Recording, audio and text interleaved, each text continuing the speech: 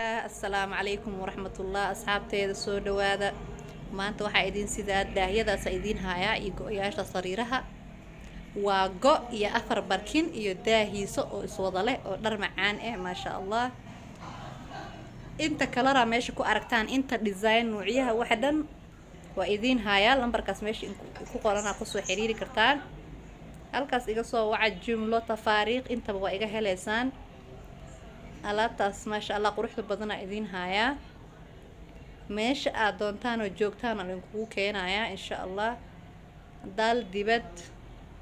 ilaa wadanka hadaan nala joogtid Kenya marka asxaabteeda intaas ay inoo wadaagaya si fiican u fiirsada qof kasta ku ka helo ha ka soo qaata sawir saas igala soo xiriira insha Allah khayr idin dhaafi daawasho wacan